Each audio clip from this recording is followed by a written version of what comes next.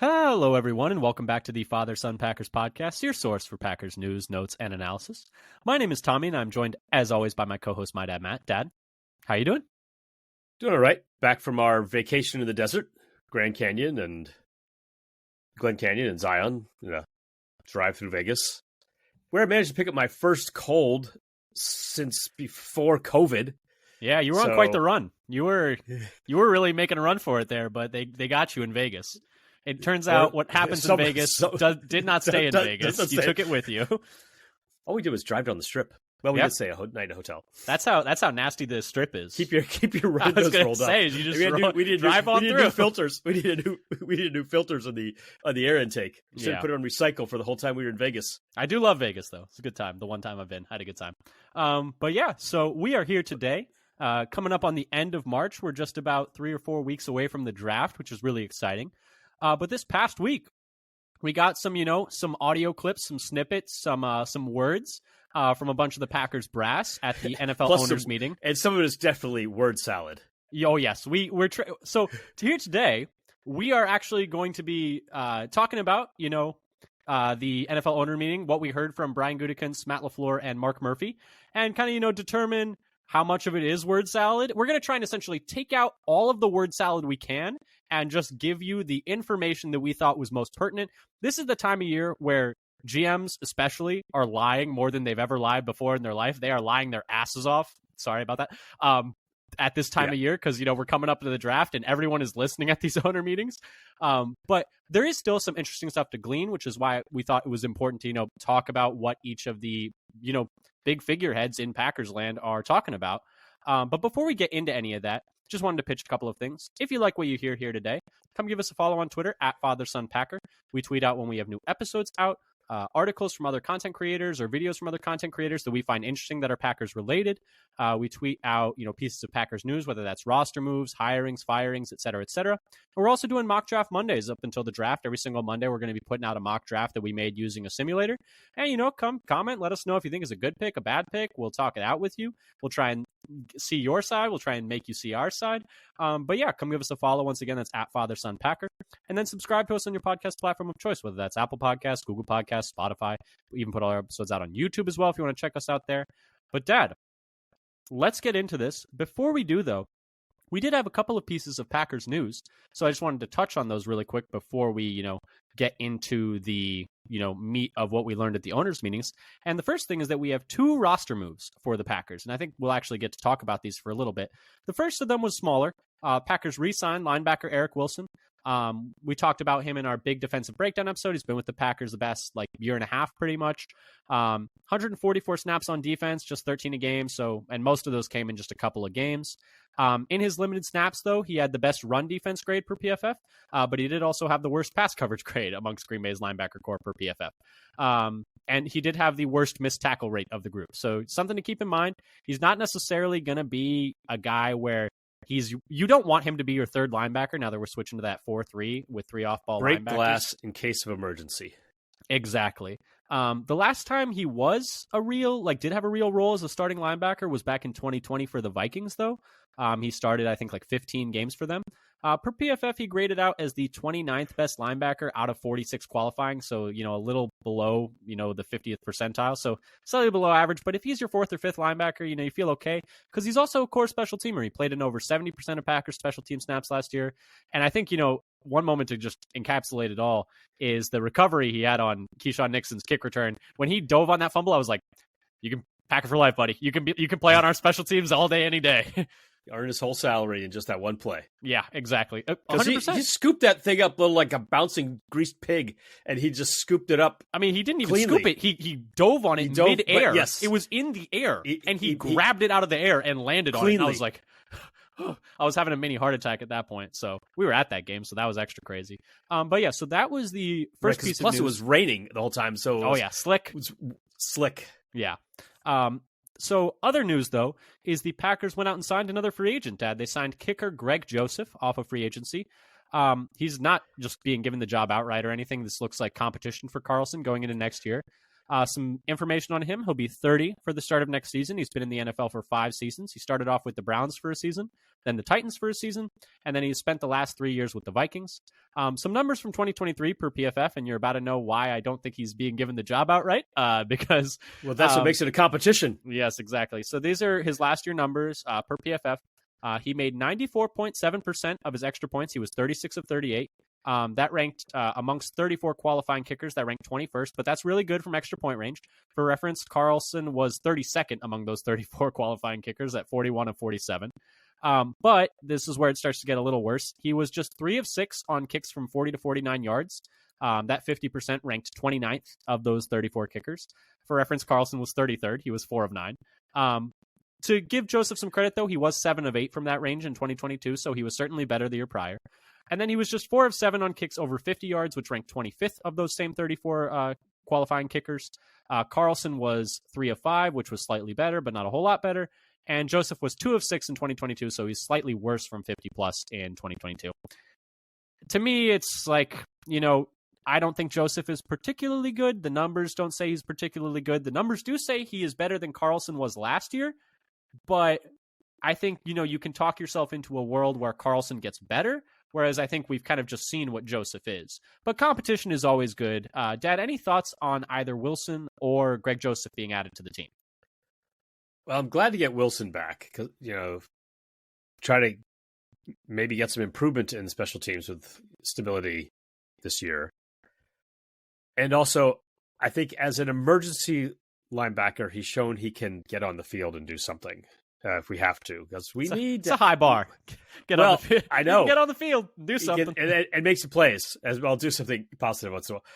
But we need extra linebackers this year. We need to add, I think, another 3, another 2? At least 2, at least two. Yeah. And regarding Joseph, like if you look, like his first year with the Vikings, 2021, was actually pretty good, but has not been as good since then. In 2021, he made almost 87% of his field goal attempts. He was 7 of 9 over 50 and 7 of 9 from 40 to 49. But he has gotten worse each of the last 2 years. Yeah, and if you want to say something positive about him, he's got a strong leg. The Vikings trusted him to take 50-plus yarders, but it is what it is, I think it's just competition. It's not like, there's like A1 level kickers available at this point. Like if there was, someone would have given them a lot of money. So, I think it's fine. It's a fine move. It doesn't really move the needle for me. I'd like to see them bring in, some more competition, maybe some undrafted guys in camp, but there's a lot of time until then. And I'm totally fine with this move. I just don't hold your breath for like Greg Joseph, like miracle worker at kicker. You mean he's not going to come in and solve all of our problems? Nope. Well, not all of our kicking problems, at least. But anyway, so those were the 2 pieces of news. And then help me, Greg Joseph. You're my only hope. You're our only hope. No, hopefully Carlson will put it together a little more this year. And then a little bit of a draft check-in. The Packers are now up to 5 confirmed top 30 visits per Zach Cruz at Packers Wire. So we talked a few about them, but just to run through them again. Zach Zinter, guard out of Michigan. Edgerrin Cooper, linebacker out of Texas A&M. Michael Hall Jr., defensive lineman out of Ohio State. Jarian Jones, corner out of Florida State. And then Christian Boyd, D-line out of Northern Iowa, have all been confirmed top 30 visits. They have a really great tracker for this over at packerswire.usatoday.com. So go check that out. But so 5 of the 30 that we get so far have been confirmed. Looking at this, 2 D linemen is certainly interesting, and 2 kind of early day 3, late day, like midday 3 D linemen kind of maybe thinks that they're maybe looking at adding a bit more depth at that spot. Just something to think about, or at least, 2 of the 5 have been defensive linemen, so that's at least something to note. Yeah, and one a slot corner, basically, or a candidate to be a slot corner in Jarian Jones. Yeah, he's more of a slot favorite candidates as a slot corner in the draft for the Packers. Oh yeah, I'm really high on Jarian Jones. I would love if the Packers take him, but we got a lot of time until the draft in 4 weeks, April 25th, I believe we got coming up. That Thursday, whatever that Thursday is. So we'll be here for all of your draft coverage needs. Don't you worry. We got a lot of stuff planned for that. But Dad, today we're going to talk a little bit, now getting into it officially. We already kind of, teased it a little, but we're going to talk about the league owner meetings. And the big thing league-wide to come out of this was 2, and kind of like a few pretty big rule changes. Some of them are smaller. They're moving the trade deadline back a week. It's going to be week 9 instead of week 8. Another one is instead of having to hold players on your roster and then move them to injured reserve in order to bring them back later in the year, you can now move them to injured reserve before the cut downs to 53 and still be able to return them up to 2 players later in the year. That's kind of, more minutia stuff in terms of the grand scheme of things. They're also going to be able to review roughing, or they're going to be able to review intentional grounding, I believe. And then the other was, there's another roughing one. The quarterback, like hitting the quarterback in the head or something. There's a few more things that they can review, essentially. But those are pretty smaller changes. The big ones, though, that are on the minds of everyone. The first is the swivel hip drop tackle is now going to be illegal.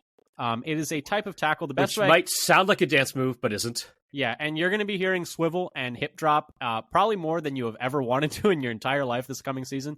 Essentially, you can't grab a player with both hands, and then the term is unweight yourself. So you can't essentially grab a player with both hands. Go into space. Yeah, you can't grab the player with both hands, leave the ground, and swing your body around and land on them. Is essentially you can kind of go look at clips of this on Twitter if you search up swivel hip drop tackle. The reason is essentially it was a dangerous tackle. More injuries happened on it than other kinds of tackles. Defensive players are understandably, a little upset because, can't lower their heads and they can't do this now. And you can't hit them high, can't hit them low. Yeah, it's tough. It's tough, and it's especially tough for smaller players who have to tackle bigger players in space, because this was, I think the main technique that players were using with that. And so, some people have hypothesized that this will be, really help tight end like flat routes and then like yards after catch stuff with like small tight end outside route dump offs where they need to take on smaller players in space like corners and safeties, and that this will be really hard for those corners and safeties to cover without being able to do a hip drop swivel tackle. Say that 5 times fast. And so that's an interesting, wrinkle put in. It's essentially going to be but in terms of what the penalty is, it's a 15-yard penalty, and then they are also going to look back on Tuesdays of every week and institute fines both for called ones and for non-called ones. So it's going to be pretty heavily penalized. NFL executive Jeff Miller said the move was used 230 times last year and resulted in 15 players missing time with injuries. So it's it's going to be impactful. It's definitely going to be something that's in the zeitgeist for the NFL this coming year. Something to know, and I'm sure they're going to be having like Dean Blandino on talking about, did we see a swivel? Did we not see a swivel? Dad, what did you think about this rule change? I think, on its face, it makes sense. I just don't trust NFL referees to call it correctly because it looks like it's going to be difficult to enforce. What did you think? Yeah, so especially parsing out different kinds of hip drops from each other.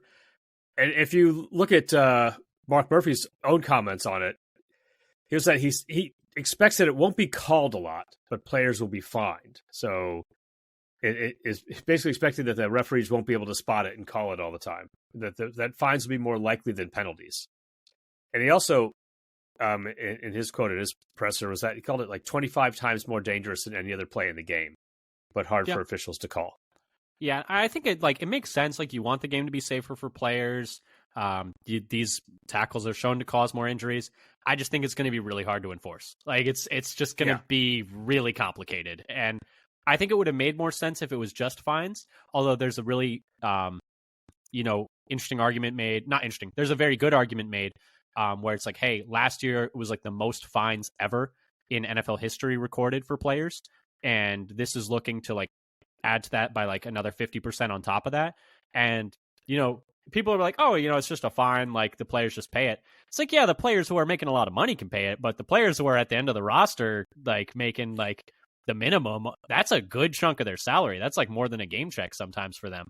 So it's just really tough. I understand why the players are mad about it. I've seen some people be like, this is just, a way to have like, I've seen some people be really cynical about it and be like, this is the NFL owners like trying to, say that they're all about player safety without actually, doing other things that would cost them money, like changing turf fields to grass. It's like, if you cared about player safety, why is there no discussion about that? And it's like, that's especially a fair point. When they have things like they'll put grass fields in dome stadiums for soccer matches, but not for NFL games. And so it's like people are like, so are you just posturing about like caring about player safety? Because it's like, it seems like the NFLPA the Player Association didn't think that this was super necessary, but it's what came to the vote. And so that's the one change. And then the second change, anything else you wanted to add about the Hivil Swip Drop? The Hivil Swip Drop. That's going to be hip drop. Swivel Hip Drop. Yeah, I mean, it makes sense why they thought the rule was necessary. I think it's just going to be really hard to enforce. But the next change is even more dramatic, and that is the kickoff is going to be unrecognizable. Not necessarily in a bad way. They are moving to an XFL rule style. You can check out our Twitter. We've retweeted a couple clips of it at Father Son Packer once again. It's going to be really different. You're not even going to really recognize the kickoff.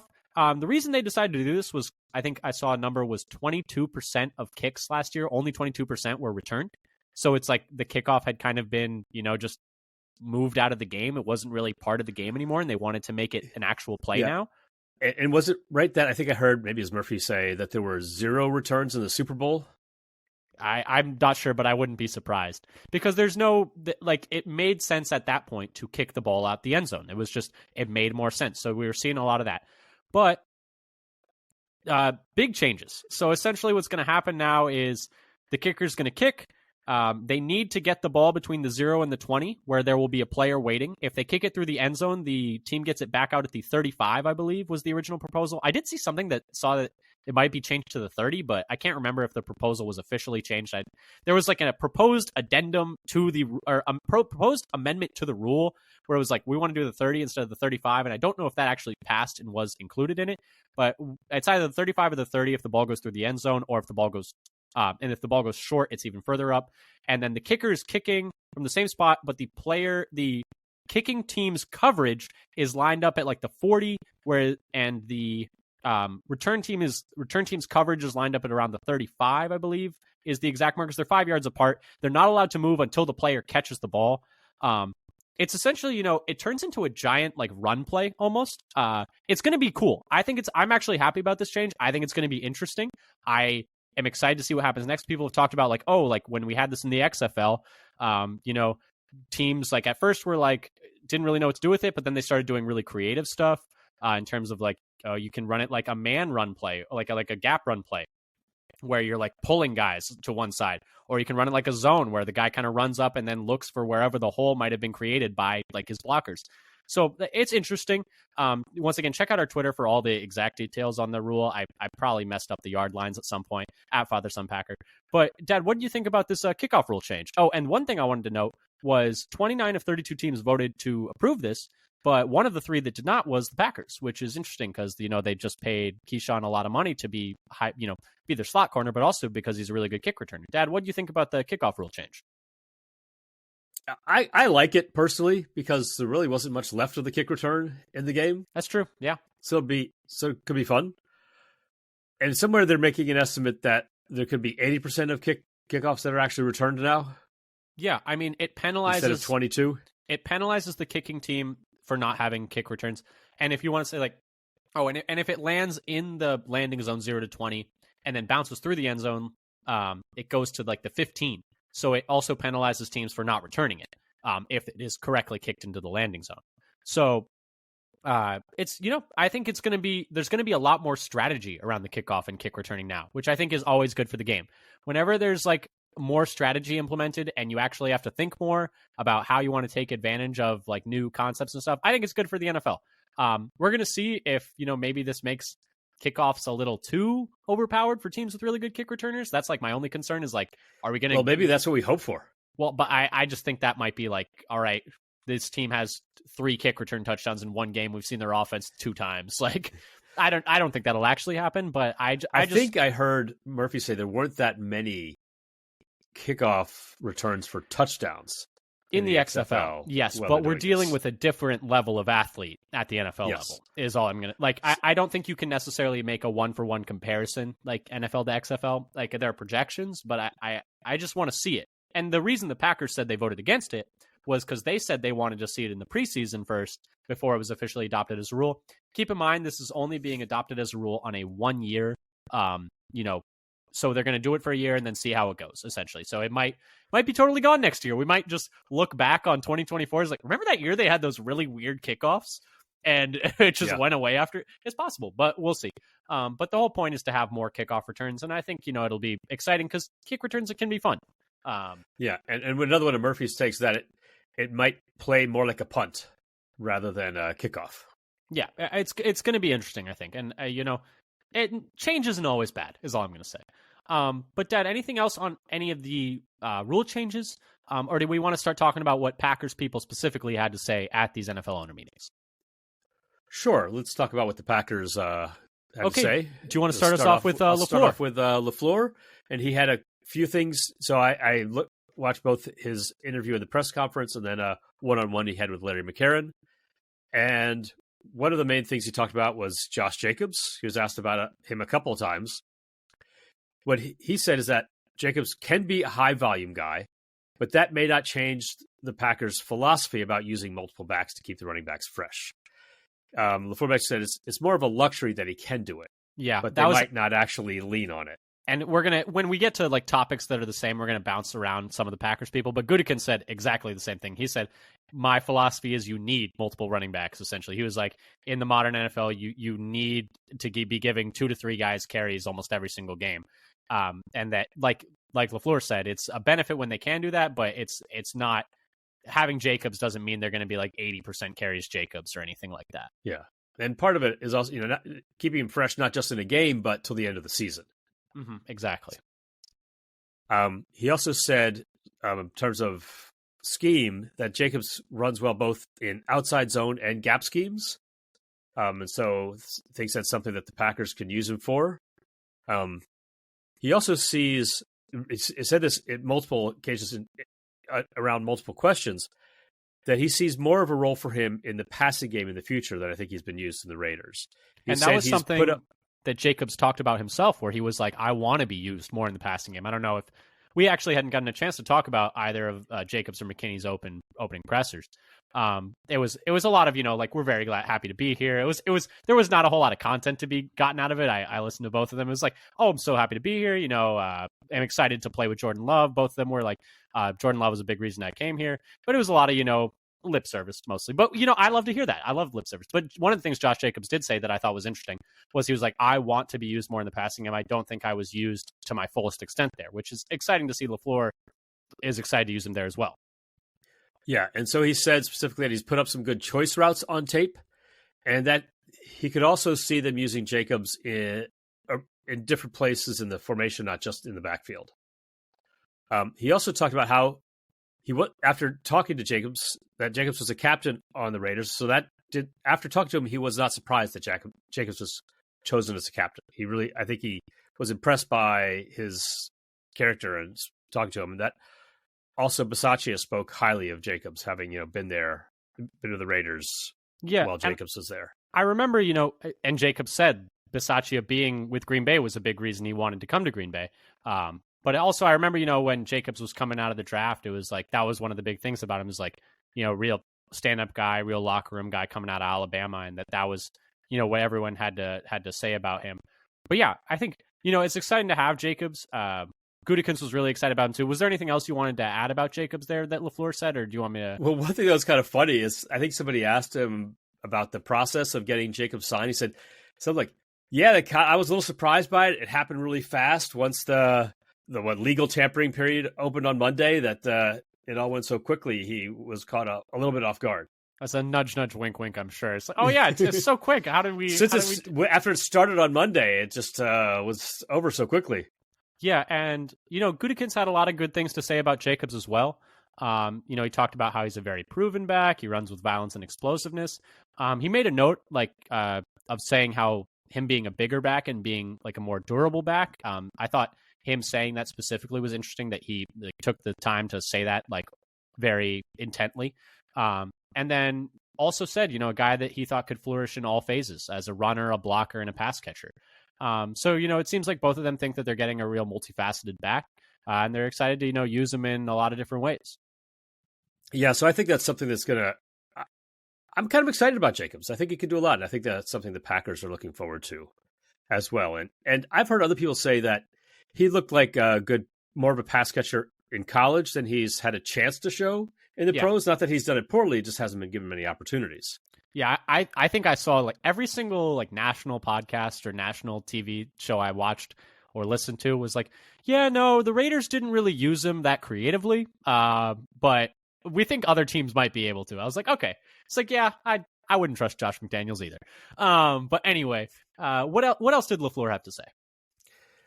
Well, so then if you want to move on to Xavier McKinney, somebody asked him about, well, in the current NFL where safety is not valued so much anymore, he says, and he jokes, I think that actually the safety position isn't devalued anymore now that after that contract.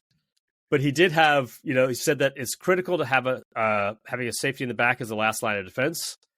And on multiple occasions, actually, something he talked about, I think 3 different times I heard him say it over these interviews, is he praised McKinney's ability to take the ball away. And particularly, he mentioned the game against the Eagles last year, where he had 2 picks on back-to-back defensive plays. I think this is the last game of the year. One of them against Hurts and one of them against Mariota. I mean, you got the ones against Hurts, and the Eagles just took all the starters out. They were like, "We're done. That's it. Game over." Yeah, and so then each was a different kind of play as well, I think. Yeah, the Hurts one, the first one was down the sideline where McKinney got it, if I remember correctly, and then the Mariota one was on a screen, essentially a wide receiver screen, and he just jumped it. But yeah, I've been watching a lot of McKinney highlights. I don't know if you can tell. Instantly knew what the plays were. Yeah, and so he was also LaFleur was also asked if McKinney was a missing piece from last year's team. And that's one where we got a little bit of word salad where he kind of mostly dodged the question, saying, well, there were multiple stakes and multiple facets of the game, and I don't know if we want to put the blame on any one thing. But he did admit that before signing McKinney, that there were holes in the safety room before he was signed. It's like, yeah, we had like one guy on. I was going to say, that's... No duh. There was like one... There were two I guess they had Benny Sapp and Anthony Johnson Jr. I guess maybe they had 2. The only one who was actually on the active roster last year. But yeah, so for McKinney, Brian Gutekunst was also, obviously asked about him. And they asked, essentially like, hey, you're usually not going for these top tier free agents. Like even when you do spend in free agency, like it's usually on that second tier of player, when they brought in Amos, Preston Smith, and Zadarius Smith, that was big spending in the aggregate, but none of those individual players were like top of market deals. Whereas, they're paying McKinney top 5 safety money. And so they were like, hey, why McKinney, essentially? Why did you feel like you wanted to break the bank here? And, definitely a lot of word salad, a great player, he was a captain. We feel even better about the person. The number of times, that Gutekunst said, we feel great about the player. We feel even better about the person. I mean, he must have that tattooed on him somewhere. But the big crux of it was... You see, like looking at his forearm and he says he's that. Like... Make sure to say good person. Good person. But he was a captain with the Giants, so that's it's a good point. But yeah, and that's even something that I didn't get to notice that Murphy also mentioned, that he was excited about McKinney as a very young captain. Yeah, and that was kind of what Gutekunst talked about. He said he was a very unique player to become available. Like this type of player is usually not available in free agency. Was what he was talking about. He was talking about. I was surprised that he didn't get tagged. Didn't tag him or do more to retain him. Yeah. I was like, and I did before that happened, I was like, oh, I really love McKinney, but he's never going to be an option. And I did some, some light lurking in the Giants subreddit after the Packers signed him, shamelessly. And I was like, hey, what do Giants fans think about McKinney? What do they think about losing him? And their kind of, thought was like, hey, like he's great, but we're not a good enough team to justify paying a safety this much money. We're just not good enough to justify paying a safety $17 million a year. And I was like, fair enough. I'd just be a Giants fan right now. We're bad. It doesn't matter. Everybody can go. Well, it's like, it makes sense. Like, hey, like it's not a premium position, and they need to fix other parts of their roster first. And it's like, for instance, I don't think they would have been able to pay Brian Burns if they had paid McKinney. Is kind of how it goes. But you remember the analysis that I did of like wins compared to cap players. Percentage. That cap percentage safety was the highest correlation between. Right. So that didn't mean you should pay safeties more than quarterbacks, for example. It just means you should be near the league top of spending on safeties to get the most bang for your buck. But anyway, back to what Gutekunst was saying. He was talking about the one of the very first things he mentioned was his age. The fact that he was only 24 years old was like one of the big pieces that he touched on initially. Talked about, how they extensively scouted him through college when he was at Alabama and they really liked him coming out. And that I think the quote was like, nothing he's done in the league since then has done anything to like change their mind on that. Like he's been good in the league. And he talked about, this type of player is usually only available via trade. They're not usually available in free agency. Teams usually don't get them to let them get to free agency. And then, just touching on McKinney, actually, I'll talk about this part later because it's a little bit tangential. But Dad, anything else that LaFleur had to say about McKinney? I think that was it. We can go on to the next person I had he talked about in a few different questions was Keyshawn. And he said that he had conversations with both Hafley and Ansley about him, and they were excited with Nixon's tape as a nickel, apparently. And LaFleur also talked about how he's kind of a bigger guy for the position, and so he can fit against the run as well as play man. And that he played in a similar style as Hafley's going to implement when Nixon was on the Raiders under Gus Bradley. Yeah, and I think that was the most interesting thing that Gutekunst said was, before bringing Keyshawn back, and they seem really high on Keyshawn Nixon as a slot corner, and Gutekunst does as well, despite, some of the numbers being, yards per target and yards per coverage snap being, kind of but they seem really high on him at slot corner, and one thing that Gutekunst said was that Hafley watched film of Nixon, prior to them re-signing him and was like, yeah, no, I think that this is like a good fit for my scheme, like for working with what we want to do on defense this next year. And so I thought that was particularly interesting where they were like, hey, Hafley, can you watch? Like, we want to bring Keyshawn back, but we want to make sure that like you think that he would work with what you want to do. And he gave them the thumbs up there. I like the process. Yeah, I think the way that doing it that way makes sense, because a lot of success is having like a good scheme fit for players, being able to either adjust your scheme to fit the players you have or get the players with the right skill set for the scheme you want to run. So I think checking in with that is, I think, a smart way to go about things. And so LaFleur called overall his signing was a big get. And for Keyshawn, he said a big get. Yeah. Okay. Fair enough. And regarding the kick return thing, he said that the more opportunities he gets, the better. Yeah. So, but Keyshawn's running out anytime he gets his hands on it and not be standing standing outside the back line. I mean, did you see what Keyshawn tweeted about the kick return rule change? No, I haven't seen that. He must be he tweeted two things. Is it the first I feel one like it should be the meme of the guy behind the tree rubbing his hands together. How did you know that? Because that was literally what he tweeted. It's the perfect meme for that. Literally the guy with his hands rubbing them together. But the thing he tweeted before that was before the rule was like officially passed. He said, I'm paraphrasing, but it's like, go ahead and pass that new kick return rule. I'm going back to back to back, like as in like getting back to back to back all pro kick returner. But I think it's hilarious that you knew exactly what meme he tweeted. It was literally the guy. Such a perfect fit. Yeah, but no, he's excited for the new kick return rules, and Brian Gutekunst is excited to have Keyshawn back. You said it was Matt LaFleur called it a big get for them. Brian Gutekunst said Keyshawn was a high priority for them. He mentioned how well that they thought he played at nickel. This was another thing he said like 100 different times in this interview is like his best football is ahead of him. That's more word salad. It's like even better person than player is on the right wrist, and his best football ahead of him is on the left wrist. He talked about, I thought it was interesting. They wanted stability in the secondary. So maybe that's like, hey, we're moving to a new scheme. We don't want to move scheme and personnel at the same time. I don't know. That was interesting to me. He talked about how he thought the nickel position in general in the NFL is becoming more and more important, and that he feels good about Keyshawn starting at nickel. So that's something.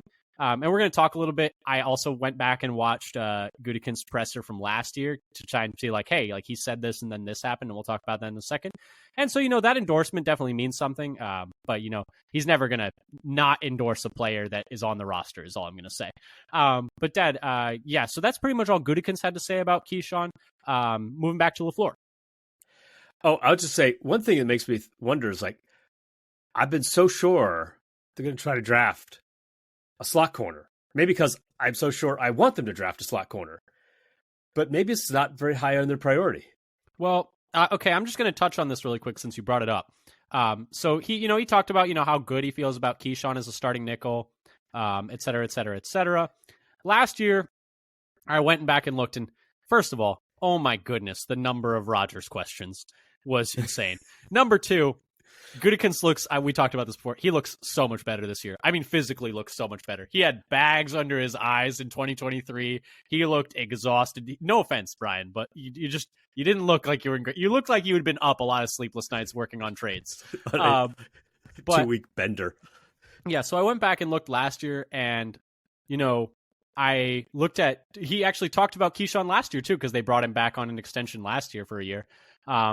He talked about last year how they expected him to spend more time in the nickel. And then this year he was the starting nickel all year.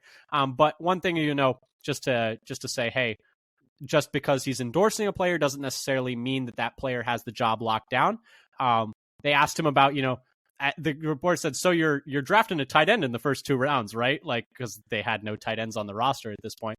And he said the class was good, but reiterated faith in Tyler Davis and Josiah DeGuara. He was like, we really like Tyler Davis and Josiah DeGuara. Fast forward a year, Josiah DeGuara is gone, and then they drafted 2 tight ends on the first 2 days, and then also added an UDFA that also passed by Josiah DeGuara. So just because he is, putting, saying good things about a player doesn't necessarily mean that he won't attack that position in the draft. Like, I don't think necessarily that him saying like, hey, we like Keyshawn as our starting nickel precludes him from taking a guy that will compete for that starting nickel job. And that is also like I think a theme from the press conference from Brian Gutekunst is it seems that he believes, and I tend to agree, that the reason the offense was able to grow so quickly over the course of last season was the level of competition amongst young players where it's like, hey, every single day there's someone coming for your spot. And so it seems like, I think you could also tie this to the addition of Greg Joseph, where they're adding competition at the rim, where he wants more competition at every single room this coming season than they had possibly last year. Yeah, though I wonder if the positions that are sort of more parallel to last year's tight end are, like half the safety room and half the linebacker room. Well, I'll talk about that in a second because I have notes on that. You have notes. I have notes. But anyway, do you want to finish up with LaFleur? I guess we have one more like overlapping on LaFleur and Gutekunst. Yeah, so, and of course, everybody talked about Jordan Love. Though, of course. I would say LaFleur didn't have that much of substance to say besides, the general praise. But on multiple occasions, he talked about Love's ability to learn from good and bad plays. That's something that came up, I think, 3 or 4 times while I was watching. And he said something about Love is working out in California right now. And he also said something when asked about who's going to fill the Aaron Jones leadership void, he mentioned something about talking to Love specifically. About that. Yeah, and I think, Love's going to fill that void. It's definitely a big void, and they asked Brian Gutekunst about that too. And, I think Love's going to fill that void. These are my words, not his. I think they expect Josh Jacobs to kind of, and Josh Jacobs talked about this, and I thought this was a very good quote. They asked him essentially like, hey, like, how do you think you can, like, Aaron Jones was a really big presence in this locker room. Like, how do you think you're going to be able to replace that? And he immediately, won me over, but he was like, I'm not going to replace Aaron Jones. Aaron Jones is like, he's like and apparently he's worked out with Aaron Jones in the summer, the past, or a few years of the past few years. And he's like, my job is to come in and uphold the standard that he set. And I was like, dang, way to win me over in one quote. You got me, man. Cause I was someone who was skeptical of the Jacobs signing. I thought he was, not very good in 2023, 2024. At least the stats don't say he was very good in 2023, 2024. Obviously stats aren't always everything. But they are usually what I lean on the most because that's my area of expertise. But the stats weren't great in 2023, 2024. But hey, I'm all the way in on a bounce back because if he's 2022 Josh Jacobs, we're rolling, baby. But about Jordan Love, to kind of circle back to that, the main thing that Gutekunst was asked about with regards to Love was the extension, because everyone wants to know, like, hey, like, what's coming up next? And they asked him like, hey, is it the I thought, whoever, I can't remember who asked this. Actually, they don't name themselves when they ask the questions in this. So you have to recognize the voices. I'm not always great at. But it's also sometimes the question, you can barely even hear the question on some of the audio for some of these clips. Yeah, but the question that was asked that I thought was really good, and shout out to whoever did ask it, was, hey, there's the benefit of sitting these quarterbacks for 3 years where, they get to learn and they get to grow and not have as much pressure on them. But there is, the downside that you need to decide on that second contract really quickly. They were like, do you weigh the pros and cons there and talk to us about that? And he was like, yeah, no, it's definitely something he's like, that's very real. But when you have a player in your locker room for 4 years, you feel really confident about the person that they are. And, obviously looked at his tattoo and said, even better person than player. But he also talked about that the big news there was they are talking to Love already about extensions. Is preliminary discussions are already happening with his agents. And he said the sooner the better, but they want to do it the right way, which to me reads, we want to do it in the way that we have to spend the least amount of money. Yes, but the right from the quote unquote right way is from the team perspective, of course. So, but it sounds like they are, there's obviously mutual interest in an extension, and that we will probably be seeing one before the season starts if all things go according to plan. Was my big takeaway from Gutekunst talking about Love. Otherwise, didn't really have anything much to say. I mean, he had a good amount to say, but it was mostly all, just kind of general word salad. He's a great leader. Players love to play for him. Which, all of these things are, I expect a GM of a team to say all this word salad stuff. It's just I can fast forward through it. But anyway, yeah. that LaFleur stuff. And then, like I say, and Murphy also had a little bit. He was asked about Love. I think maybe when did you know? Love, and he said he didn't have any single moment, but that the win over Kansas City was very telling to him. Beating the defending Super Bowl champ, who then became the Super Bowl champ again. That's crazy. The run the Kansas City Chiefs are on is crazy. But anyway, any more LaFleur odds and ends that you wanted to touch on? I think that's the last of our real overlapping topics between him and Gutekunst. Yeah, so LaFleur had a couple comments and questions about the offensive line, and somebody asked him, can Rasheed Walker be the starting left tackle? And he says, well, he was the left tackle for almost all of last year, but that he could still improve in he can improve in consistency, but he's athletic enough. And then I think in the interview with Larry McCarron asked him about the starting O-line, whether he could see it starting Walker and Sean Ryan. And LaFleur then said something about, well, yeah, we can see it, but we're going to try to have competition and then start the best players, which is that's not a ringing endorsement. No, that's so whenever you hear Walker, we want more competition. Rasheed Walker thumbs up, Sean Ryan thumb in the middle, because he said hey, Rasheed Walker started all these games last year, and then the moment they said Rasheed Walker and Sean Ryan, he was like, well, we're going to have competition. I think that's of course we want competition. We'll play the best players, and if they're the best players, then they'll. And basically, he said something to the effect of, and if they're the best players, they'll start. Yeah. So. But I do think it's interesting that, Rasheed Walker, when asked specifically about Rasheed Walker, he was like, well, he started last year. He was good.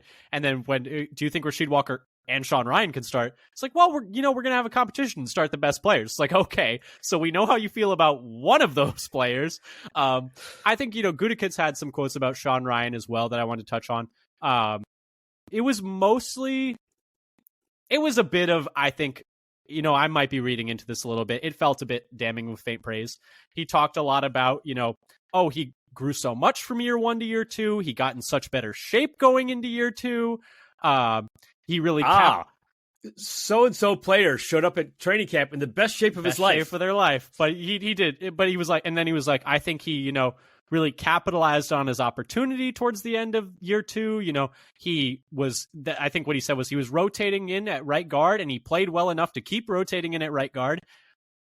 There was not a lot of super yeah, we're really excited to start Sean Ryan at right guard week 1 from either LaFleur or Gutekunst, it sounds like. So I would say my takeaway from that piece of the presser was they're gonna be trying to start interior offensive linemen. They're going to be trying to start a rookie at right guard, probably, I would imagine. Because, Sean Ryan, he was good in run blocking last year, but the pass blocking, I mean, this man's got, no offense whatsoever, but the man's got cement blocks on his feet sometimes. I'm watching him, he just can't move side to side on pass blocking. But maybe he can improve going into year 3. And I think that's something where maybe that was what Gutekunst was alluding to. Is hey, he made a good jump from year 1 to year 2, where he went from hey, guy's not seeing the field, he's more of a developmental prospect, to, hey, we're rotating him in at starting right guard. And, maybe he makes a similar jump from year 2 to year 3 and he's a starting right guard. But I think that position is definitely not like spoken for or anything, and that they're going to, see what they can do at that spot. Dad, anything else from LaFleur? So he talked a little bit about, in a couple different ways, about the coaching staff. And one of the things he discussed was sort of draft prep, and that the coaching staff watches. The flow of information, like they get a list of players from the scout department maybe to start, but then the coaching staff watches all the draft prospect tape, and the position coaches then give their suggestions to the coordinators and LaFleur, and then they meet with the scout team about the players they like. And then if there's a disagreement about a particular player, they try to hash that out to see if they can get on the same page. He also emphasized about what he looked for in coaches. They're good people. That's right on the tattoo. Right, looked at the tattoo for that one. But they also look for coaches who are teachers. That's the other tattoo he has. He has that tattoo somewhere, because the coaches who are teachers is something that he does say a lot. And then regarding Hafley, when he was asked about it, he said he's been there and spent a lot of time analyzing tape. And I think both Packers from last couple of years tape, as well as tape of draft prospects. He also mentioned that there were a couple of teams that were also interested in Campanile, and that Hafley helped recruit him. If you don't know, if you don't remember, which is totally fine, is the new Packers linebacker coach. He was the Dolphins linebackers coach before that, and he got defensive coordinator interviews with teams like the Giants, and I can't remember the other one, but he got a couple different defensive coordinator interviews as well. But sorry, go ahead, Campanile. Yeah, and I think that there's excitement in the coaching room about him, but I don't know if the players had much chance to interact with him yet. Mm-hmm. And there are a couple times where, regarding some of the players, and that LaFleur mentioned, we're really hoping and excited to have people here on April 15th, which is that that's the optional. Yeah, I think so. I can't remember what this one is called, but yes, but it's not like that, because the way he said it, almost like hoping they'll be there or look forward to them. That maybe that one's not the mandatory. Yeah. He also talked, one more little thing he touched on, were that Watson, he was asked about Watson's, hamstring issues. And he said that he went to Madison for health scans that he wouldn't or couldn't identify exactly what they were in medicals. And that Stokes also went. And that they're looking for body composition and what his strengths are and how to mitigate risks and for these kind of soft tissue injuries, and whether he also even mentioned something about load management, which I don't know if he's talking about during practice. I'm not exactly sure. Some of this wasn't elaborated very clearly what exactly he meant, but they have been looking into, and this was related to changes in the strength and conditioning staff as well. Yeah, and I think it's interesting, they're having these players who had, both Stokes and Watson struggled with their hamstrings last year. They changed their entire strength and conditioning coaching staff, and not just the head person. They changed the whole staff, and that they're having each of these players specifically go and look at outside opinions as well for their hamstrings. I think there's, a focus on hey, these two guys are guys that we need to play well for our team to be as good as it can be. So we're going to just do everything we can to make sure we can get these guys on the field. But yeah, so I did think that was interesting, and that, Watson himself has talked about hey, I've gone and talked to a bunch of specialists about my hamstring. His dad's been very active on Twitter, Watson's dad, that is, talking about hey, he's going to be he never had hamstring issues in college. Whatever they're doing, he was pretty much whatever they're doing in Green Bay right now, it ain't working. So they got to change something. Yeah, and he also tweeted something that they have more of a plan. Yeah, he said they found the problem and that they have a plan and that it's not going to be an issue anymore. Obviously, we'll have to wait and see, but at least that's some good news. Anything else from LaFleur, or should I hop over to the odds and ends? Why don't you hop on? You have a few more things left from Guti. Yeah, from Gutekunst, we talked, about what he had to say about Jacobs, what he had to say about Keyshawn, what he had to say about the Love extension. There are a few other odds and ends, though. I was going to add this when we were talking about McKinney, but I figured I'd wait. One of the questions was who do you see pairing with McKinney? Do you see do you see yourself bringing in another vet free agent, or do you see yourself bringing in, another young guy? And he said, the first thing he said was, we would prefer to have a younger guy with the best football ahead of him, but they will explore options. He mentioned, the success they had finding guys in free agent market post-draft, guys like, Devondre Campbell.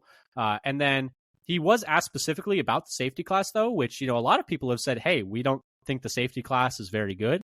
But he actually went out of his way to think, he was like, I think it's a pretty good safety class this year. And if you remember, I went back and watched his, interview from last year, and I was talking about, how he was talking about the tight ends, and he went out of his way last year to talk about how he thought the tight end class was really good. And he ended up taking 2 tight ends on day 2. So while the league might not think, or general draft Twitter might not think that the safety class is particularly great, it does seem that Gutekunst does not necessarily agree with that and likes the safeties in this class. And the last time he liked, a general position class, he ended up taking a few of them. So keep that in mind when you're doing your mock drafts, is that he said he liked the safety class. And maybe what that means is he likes those safety class in like late day 2, early depth. Day 3 kind of range, where I think there is maybe better value for a number of safeties. Yeah. Jaden Hicks out of Washington State, Cole Bishop out of Utah, Deadrian Taylor Demerson out of Texas Tech. All these guys, I think, are guys that'll be on the Packers' radar. Some other things that he talked about that were interesting, they asked him a lot about linebacker. He said he feels really good about Isaiah McDuffie.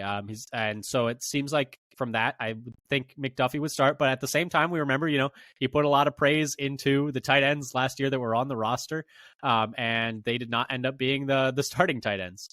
So just keep that in mind. Another thing I wanted to, touch on, it is sometimes lying season. Here's some other things that he said last year, just to touch on those before I go back to what he said this year. Last year, he said he liked the depth of the draft. They asked him, what he thought about the draft class. He was like, I think it's a really deep draft. And what he ended up doing was they ended up trading back and acquiring more late round picks that they then used on Carl Brooks and Dontavian Wicks. So when he's talking about the draft, at least in those 2 instances, he acted on what he said. But when asked about players, they asked what he'd like in a backup to Jordan Love. He said, quote, it'd be nice to have someone with experience, end quote, but that they'd be comfortable with Danny Etling back there. But also, he mentioned when Rodgers had his first season that they had drafted backups that year. And, despite, saying we like Danny Etling and that we might want a guy with experience back there, they ended up going with a rookie, Sean Clifford. So it seems like, they would always rather go young is kind of what I'm taking away from that, even though, conventional wisdom and be like, hey, it'd be nice to have some experience back there. It seems like, they generally rather go young. So to kind of carry that over to where we are now, I would imagine that they're going to get a young safety to play next to McKinney and just trust Xavier McKinney to teach that young safety the ropes is kind of how I'm taking that one from the quarterback part away from it. And then in terms of... So one thing I wanted to say about that I've been thinking for a while now, people have been saying, well, why don't they sign another safety now? I think they're basically doing what they did last year. They'll see what shows up when they're looking to pick in the draft, or they might be looking for a safety. And if they don't get somebody then they'll try to find somebody who's still in the market as a free agent later, like they did last year with Jonathan Owens. Yeah. And Tarvarius Moore. So the other things, so just kind of keep up with that. He said the way he talked about the quarterbacks is kind of similar to how I think he talked about the safeties. So I think they're going to go young at safety there. The way he talked about the tight ends is also kind of similar to how he talked about the safeties, where, he liked the class. So I think he's going to take a safety in the draft and probably on day 2, I would imagine, especially with them having a good amount of picks. But in terms of linebacker, to go back to that, he said they will add competition to the room. So the linebacker room currently is not going to be the final linebacker room, and thank goodness for that, because this linebacker room would be a freaking mess right now if they tried to trot out that. They asked him, about the difference in linebackers between a 3-4 and a 4-3. He said he thinks that the linebackers are not different. He said inside linebackers need to be able to, do a lot of the same things. There are small changes, but it's really not that big a difference. But in terms of also the difference between each linebacker position, the Will, the Mike, and the Sam, he was like, he didn't say just we want players to be able to do both, to be able to play all 3, because when injuries come, we need them to be able to fill in spots and move around and be able to, the 4th guy needs to be able to play all 3 spots, and they need to be able to move around based on who we can get the best players on the field. And I thought that was a good note that he's talked about depth in the past in terms of offensive line. He's talked about that similarly, where he's it really helps your depth when you can have players who can play all of them. But so that's what he had to say about the linebackers. The other interesting thing I thought he said was about edge size. edges in particular, pass rushers. They asked him, hey, a lot of these other 4-3 systems, you look at, Saleh and the Jets drafting Will McDonald last year. They had Brett, and like, hey, they have these like 240-pound pass rushers. Is that something moving to a 4-3? Like, and they were like, and you guys, the Packers, have generally had bigger edges. Like, is this something where like Gutekunst, like you as Brian Gutekunst, like bigger edges, or is that more of like, hey, now that we're a 4-3, we can move to smaller edges? And this is like the most answer he's ever given in a press conference, in my opinion. He was like, yeah, we like bigger guys on the edge. We don't want to get small like these other teams running a 4-3. He's like, yeah, sure, like these 240-pound guys, like we could take some, and like they'd help more on special teams because, a 270 guy can't play as much special teams. He's like, but we don't want to end up in a scenario where we get really small like these other 4-3 teams. And so that was like, okay, good note, because I know people have talked about like, hey, they're moving to a 4-3. You see all these other Saleh, Jets, like Niners influence 4-3 teams, like go light on that pass rusher outside. But he's like, that is not something we want to do. So I thought that was really interesting as well. That was very interesting to hear that. I'd missed that because there's been a lot of speculation that they could take a lighter edge in this year and that they will take an edge, and it could have been a smaller edge than they've done recently. And now that seems less likely. Yeah. And I think, that kind of cleared my head about it. It's like, yes, okay, they like bigger edges. It's not just about scheme. They just want bigger edges. Besides that, they asked him about corner a little bit, and he was like, I think Carrington Valentine showed last year that he was a starter in the league. He thought he needed to get a little bit stronger, but he really liked the way that he answered the bell last year with like minimal preparation at times too, where he just had to come into the game. And he likes the way the competition in the room is shaping up. But yeah, so that's mostly it for Gutekunst. I thought the big things were obviously the way both him and LaFleur talked about Jacobs, McKinney. I thought the interesting things were, the way he talked about the safety class. It sounds like they're going to take a safety, and that is going to be their other starting safety. They're not necessarily going to trot a veteran out there. And then the way he talked about linebacker, I think they're going to address that room aggressively in the draft. I'd imagine they take 2 to 3. And then edge, it seems like, they are going to keep with their general size thresholds on edge. So like those are my 3 extra big takeaways. Dad, anything you took away from what I just said about Gutekunst, or do you want to hop on to the last little bits from Murphy? Well, just a few things in thinking about, our basically mock drafts and who we've been looking at. So I've been figuring they'll take an edge this year, but it sound like that's not going to be a smaller edge. That those guys have become much less likely. That I've been picking 2, maybe it'd be 3 linebackers. And it sounds like, as many people have suspected, they'll be looking for some interior offensive line help. Yeah. Either as a tackle moving to guard, like Barton or Jordan Morgan of Arizona, or some guards like a little bit later, like Mahogany of Boston College or McCormick of South Dakota State. That's the one. And some other guys. So that's something about thinking about who they might be drafting based on some of the little hints he's driven out, which may mean it's all misdirection and it's all a lie. Yeah, if we can spot it, then so can the other teams. Yeah, it's all BS. But anyway, we're just trying to see, maybe trying to peek behind the curtain as much as we can. But anyway, Mark Murphy, I think he had a couple more things that we didn't yet touch on. There are a couple more things. We already talked about his response about the kick return rules, the hip drop tackle, and Jordan Love, but he also had some answers to questions about the game in Brazil. He said that they should know in a week. So if you wait too long to listen to this, readers trying to read audio, listeners, you may already know the answer to this. And he says it's down to either the Packers or Cleveland. And his main concern was that with not being able to fly direct from Green Bay to Sao Paulo, because the runway isn't long enough for a jet that big. And so they'd have to fly from somewhere else, possibly busing to Milwaukee first. And the other big thing that came out just the last couple of days, he talked about the lease negotiations with the city of Green Bay. So the mayor of the city cut off negotiations just a couple of days ago. Now, before you panic, the lease doesn't expire for another 9 years. Yeah. I think the Packers are looking to extend it to 30.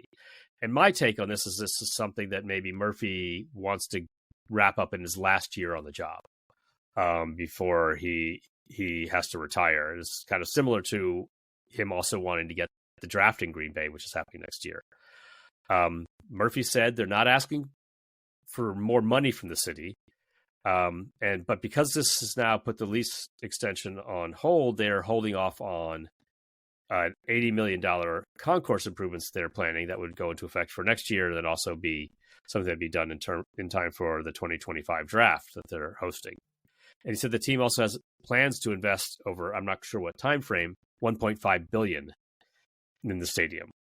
Now, the statement from the mayor of the city seemed to indicate that the terms of the team were not exactly what they were expecting, that the new terms would reduce the rent the city gets from the team, but this is going to play out over, I think. It's going to be over the course of several years, I think. They're going to figure it out.